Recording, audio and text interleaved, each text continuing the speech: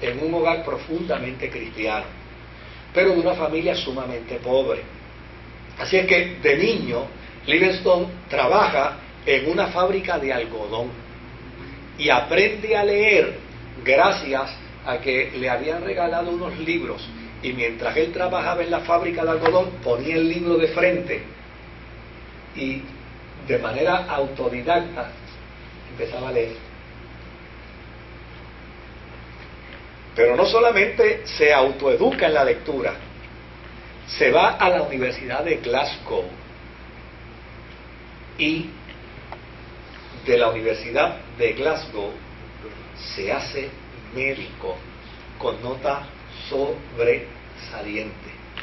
Y en el 1840 ya Livingstone era doctor, era ministro ordenado, y desde luego su pasión no era África, su pasión era China.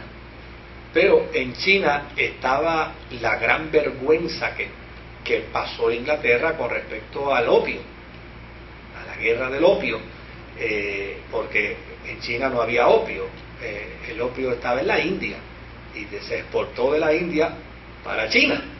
Y desde luego, cuando los chinos se dieron cuenta quién está traficando el opio acá, que nos está embruteciendo a la gente, pues se dan cuenta que eran comerciantes ingleses y inmediatamente le confiscaron el opio. Pero entonces los ingleses dijeron que se había denigrado la dignidad del inglés, y esto hizo entonces que Inglaterra, bajo ese argumento que después se clarifica, ¿no?, pues invade a China, y lo invade y humilla a China, porque obviamente procedió en contra de sus representantes allí, cosa que después Inglaterra se percata y se da cuenta que fue un error y que fue una manipulación de estos comerciantes. Claro, cuando Livingstone quiere irse a China, está ese problema en China, y le dice: muchachos, para allá ni vaya. Claro, en eso él conoce a Robert Moffat, y le impresionó lo que Robert Moffat está haciendo en África, y Robert Moffat lo invita a que vaya a África y conozca el trabajo misionero que él está realizando. Así que se hace médico en el 1840, y en el 1841 agarró su maletincito de médico y se fue a El Cabo. Allí en El Cabo reside con Moffat, y desde luego pues tuvo la dicha de Jacob. Se enamoró de la hija del misionero Moffat y se casó con ella. Una vez se casa, se marcha al norte a una tribu que se llamaba la tribu de los Chondana, y en esa tribu bautizó al jefe de la tribu. Y si bautiza al jefe de la tribu,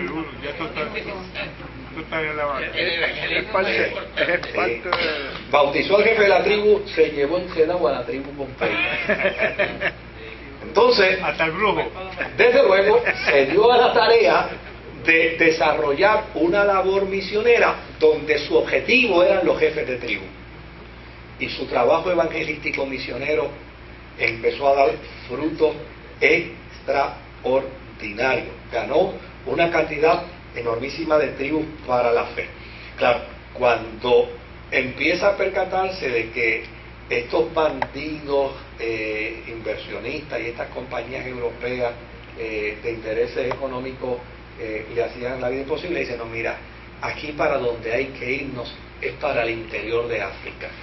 Agarra a su familita, la monta en un barco, la envía para Inglaterra y le dice: ustedes no pueden ir conmigo porque yo voy para el interior. Y en el interior de África se convierte algo parecido a un explorador, que ya ahí sencillamente anda con unos indígenas cristianos caminando por el África averiguando dónde hay tribus, y llegaba donde ella, y desde luego pues era médico, y como médico ejercía función médica, y automáticamente lo asociaba con un brujo, con la ventaja de que era más asertivo en el área clínica que el médico, que el brujo, y entonces pues era muy fácil para él evangelizar esas tribus, porque entonces se le veía superior a el grupo que podían tener las tribus, ¿no? Así que se dedicó a hacer ese tipo de trabajo misionero en todo el África. Se dice que en 27 ocasiones estuvo al borde de la muerte por enfermedades. Y todavía al día de hoy mucha gente se pregunta cómo es posible que un hombre en una tierra extraña, bajo unas condiciones prácticamente infrahumanas, lograra sobrevivir a tanta enfermedad, porque de las 27 enfermedades sobrevivió a todas. No, ya esa fue una de ellas. Esa fue una de ellas. Bueno, él muere enfermo, sí, él muere enfermo. Y es interesante que sí, y es interesante que cuando lo encontraron de rodillas. Él murió orando. Él murió de rodillas orando. Ahora, por 16 años estuvo en África antes de regresar a Inglaterra. Invirtió 16 años de su vida.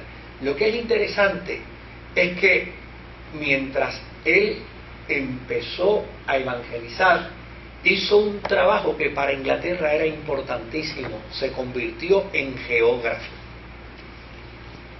y empezó a hacerle el mapa a Inglaterra de África. Esa aportación que dio Livingstone a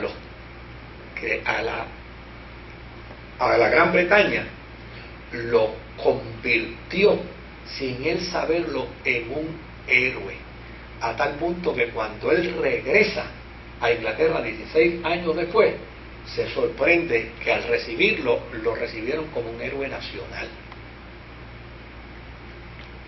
Claro, esto le permite a él una puerta abierta, porque entonces era invitado a todas las universidades de Inglaterra, y su meta era entonces lograr capturar jóvenes que amaran la obra misionera para mandarlos para África.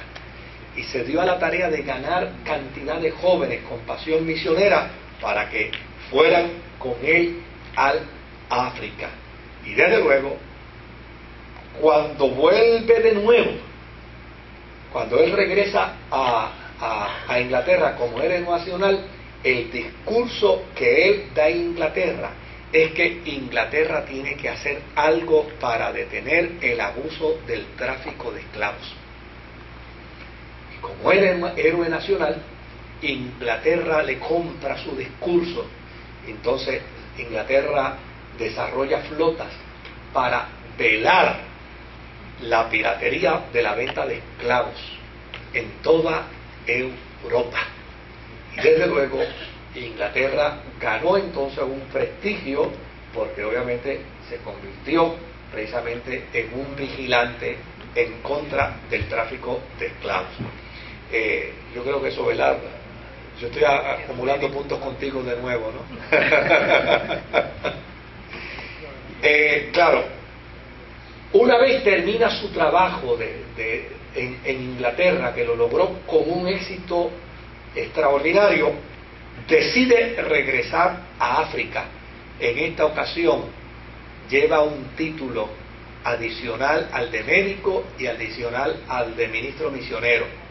Es un embajador del gobierno inglés. Es un agente del gobierno. Y desde luego, la misión que tiene es que se introduzca en el interior del continente para que de esta manera logre desarrollar un sentido comercial y misional, de tal manera que el nacional africano se dedique a la producción y de esta manera no tenga que ser esclavizado. Esa aportación. Entonces, por eso para mí es importante este elemento, porque uno escucha tanto historiador por ahí anticristiano, que rápido dice, no, el cristianismo, no, todo lo contrario, es todo lo contrario. O sea, el aporte de Livingstone al África, todavía al día de hoy, es ¿Qué año es eso? conocido. Eso, ya prácticamente en el 1860, 1866, ya llegando a la tercera parte del siglo XIX. Ahora, es interesante que en el 1862 murió su esposa en África.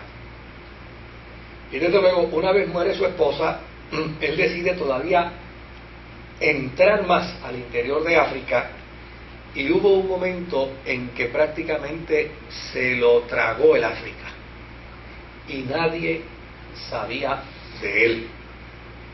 Entonces se empezó a especular, y dentro de las cosas que se especularon se regó la noticia de que una banda de africanos lo había matado. La importancia de Livingstone era tan y tan grande en Occidente que el diario New York Herald organizó una expedición al mando de Henry M. Stanley para que se fuera al África y no regresara hasta no saber qué le había pasado a Livingstone.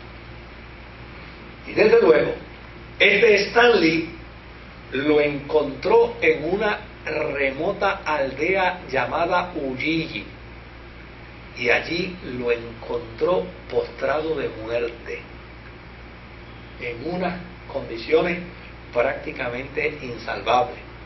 De allí lo sacaron, lo restablecieron, y tan pronto se restableció, volvió de nuevo y se metió en el interior de África a seguir ganando africanos para Jesucristo. Esos son llamados, pastores. Esos. ¿Verdad? Qué cosa extraordinaria. Desde luego, se dice que lo encontraron muerto de rodillas junto a su cama, y lo que es extraordinario es que todavía mantenía la posición de sus manos juntas del hombre que estaba orando a Dios cuando le sobrevino la muerte. Un dato que es bien interesante de este apasionado misionero es que él había dejado escrito que cuando él muriera, sus vísceras y su corazón fueran enterrados en África y su cuerpo fuera llevado a Inglaterra. Pero él quería dejar parte de él en la tierra que él amó para la obra misionera.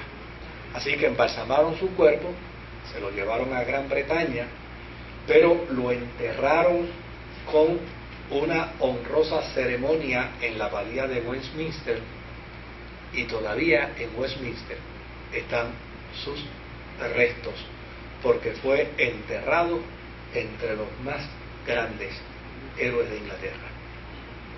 Un hombre que ya sencillamente decidió hacer el bien en la obra del Señor. Terminó como dice la Escritura: Dios honra a los que le honran. Todavía nos toca trabajar un poquito con América Latina, que es el área de nosotros, ¿verdad? Pero hacer este recorrido por la Oceanía, hacer este recorrido por el continente asiático, hacer este recorrido de sumario, ¿no? Por el continente musulmán, por el África, obviamente nos pone a nosotros en una perspectiva bien interesante. Y desde luego, pues vamos a ver si con la ayuda del Señor, si Omar nos lo permite, el martes que viene, entonces el chubasco Omar, que ha hecho que la gente gaste lo poco que le quedaba. ¿Verdad? Vamos a ver si el martes que viene, aunque se dice que se está gestando otra más, ¿verdad? ¿Ah? Sí, hay otra. ¿Que no pasa para acá? Sí, es Omar y está viendo Jackie.